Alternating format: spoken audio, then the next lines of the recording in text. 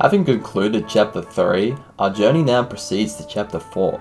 Chapter 4 presents a comparable level of difficulty, specifically in the mission and the Goddess's Rite of Rebirth. Aside from the formidable Death Knight, the majority of enemy units pose little challenge. However, the persisting issue of Ferdinand's low resistance compels us to tactically navigate around the magic-based adversaries, ensuring his resilience during enemy phases to avert any untimely demise. This particular map is full of magic-wielding foes, introducing a noteworthy level of challenge to the mission. Moreover, it marks the first instance of a lowered turn timer, imposing a restriction of 25 turns to complete the chapter. Fortunately, our objective is not to route the entire map, but to eliminate the enemy commander at its conclusion. The dynamics would undoubtedly be altered if it was a route map, presenting an entirely different set of challenges. Nevertheless, let's focus on the task at hand. As we delve into Chapter 4 preparations, the introduction of intermediate level classes opens up, with new opportunities to enhance Ferdinand's capabilities. Seizing this moment, I successfully certified into Armored Knight, Archer, and Brigand. Also throughout the chapter, I was able to obtain the skill Close Counter, enabling Ferdinand to counterattack at one range with bows on enemy phases. Combine that with another 2 strength stat boosters from Gardening. With these additions, this should help us with the oncoming chapter. It's also worthy to note I also achieved the Professor rank C. In this chapter, we unlock several new features, including the lost items / gifts, tea time, and tournaments. Gifts and tea time serve as an efficient means to rapidly accumulate support points, directing our focus on providing gifts, utilizing activity points to enhance the support and relationships with a specific unit. Additionally, with the attainment of Professor rank C, we gain the access to utility of adjutants. Adjutants function similarly to the support bonuses, proving advantageous to the assigned unit during the battle, while also building support with the adjutant. It's noteworthy that adjutants gain experience whenever they're assigned to units, as a deployed unit earns experience in battle. It's also worthy to note, flying class units can only be paired with other flyers as adjutants. At this juncture, we only have the attack formation adjutant available. And moving forward, I've decided characters will not equip weapons in the attack formation to adhere to the established rules. Although the impact of attack adjutant bonus damage was practically nothing, I aim to avoid relying on this bonus damage in future for analysis of other characters. Setting aside adjutants, it's important to note that they not only offer utility benefits based on their classes, but they also grant users linked attack benefits.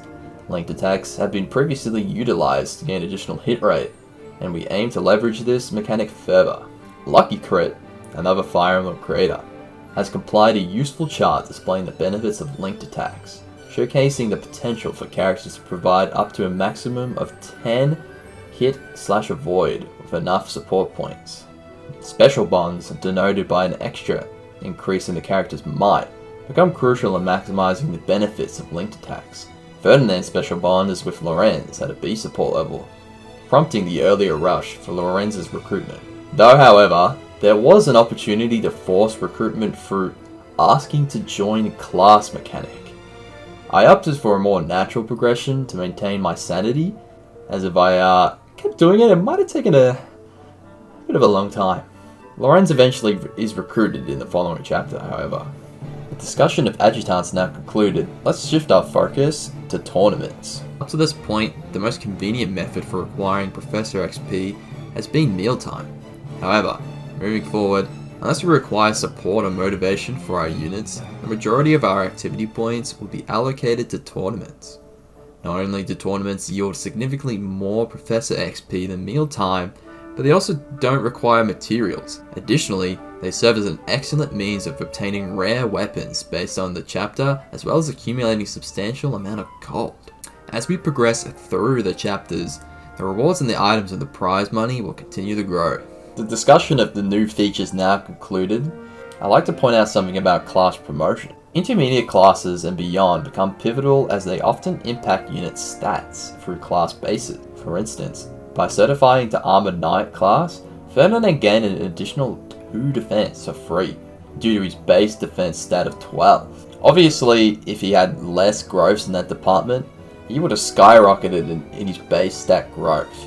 Stuff like this can be utilized with other characters when the growth department don't follow the baseline average. We'll see something like this later utilized to boost Ferdinand's low resistance. With the pre-chapter preparations concluded, we now delve into the upcoming chapter mission. I've gone on record to say that this chapter is pretty much as easy as the previous one, but I'd like to point out that I've made one slight misoptimization. You might notice that some of the enemy hit rates are quite close to the 70% hit rate mark. That's pretty alarming in most cases. These are generally occurring when we're attacking a range greater than 2 or 1. In future, it may be viable to actually use auxiliary battles, just so we can get the mastered skill of Archer hit plus 20 to at least help with the hit rate. As you'll see further into this chapter, that I actually come across some issues because of this choppy hit rate. Not much has changed from my original loadout from the previous chapter. I will note that I did equip close counter just to make combat easier at attacking at both 1 to 3 range. Selecting Archer here as my class was a no-brainer. I wanted to get the ability hit plus 20 as well as have synergy with close counter ability. The approach for this chapter is to pick a side and basically just go up it, electing to skip the rest of the map. If units are up for the task, however, it might actually be more optimal to kill the Death Knight and go straight down the middle.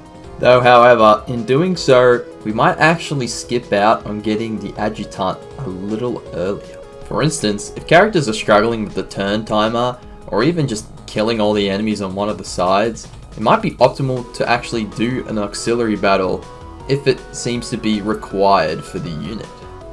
Otherwise, going up one side is pretty easy enough as it is. Though, however, keeping in mind when we do go up one of the sides to not trigger the Death Knight's attacking range, as unlike the previous chapter with Lord Lenato, the Death Knight will come and attack you if you're in its attacking range. It's now at this point that we'll start to see the electing to not do the auxiliary battle come to bite us in the butt. If you're not aware, one of the key mechanics of Fire Emblem is reinforcement type units. As you can see here, you can see 3 mages coming and advancing towards our army. Well, in this case, Ferdinand. It's at this point in the run that I've actually gotten a little bit cocky here. Electing to optimize the chapter as much as I can, I really wanted to get as much XP as I could. And in this instance, I've gone to kill all 3 mage units. This, however, might become a bit of an issue, as with the turn timer getting lower on turn counts, we might face some problems in killing the end boss swiftly. With each of these mage characters wielding a gambit, it's hard to not lose turns in the next following actions. If we don't position Ferdinand carefully, we'll have to get attacked by 1 range, and 1 range will almost certainly mean getting an attack with a gambit. Carefully positioning Ferdinand, in most cases, in 2 range will ensure that we hit less gambits during our battle. It's at this moment that Ferdinand's lack of resistance is emerging. He seems to be dying a lot to these following mages. As you'll see in the following 2 mage battles, we'll find that if he isn't attacking each of the units one at a time, he gets killed by the second unit on the enemy phase. In the previous chapters, we haven't really had a situation like this prior. With all the enemies mostly being physical based, he's been able to tank a lot of damage with his high defense stat.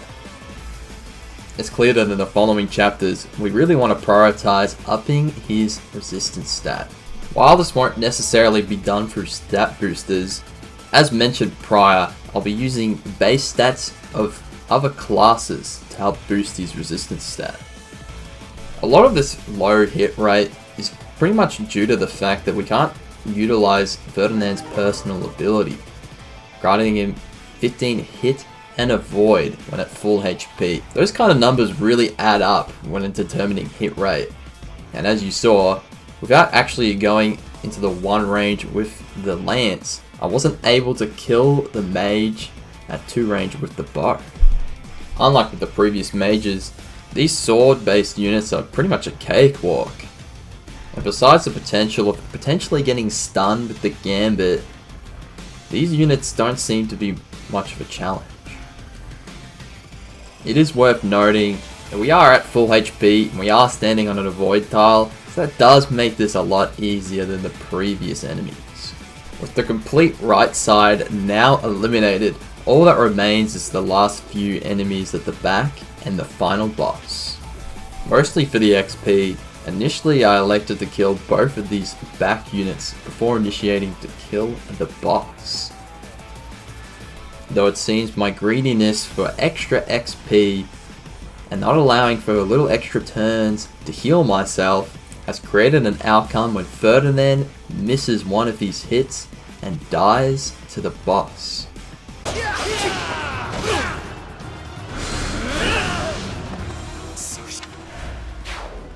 Though thanks to a quick divine pulse and only focusing on the swordsman instead of both the swordsman and the mage, I was able to force the game to put me on a different RN state, and by doing so, granting the ability to kill the final boss in 2 blows with swift strikes. Concluding Chapter 4.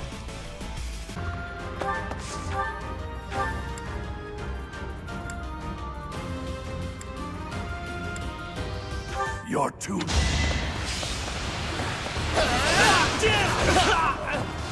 You are not... With Chapter 4 now concluded, I like to advertise the poll that's going on my community page. If you're not aware, I'm going to be doing another run pretty soon. If you want to have a say and decide on the next unit that we use in the next video essay, please put in your input on this survey. As you can see, you can pick from members of the Golden Deer, the Blue Lions, the Black Eagles, and the Ashen Wolves. Thanks to everyone who's currently voted, and I hope to see you all in the next episode.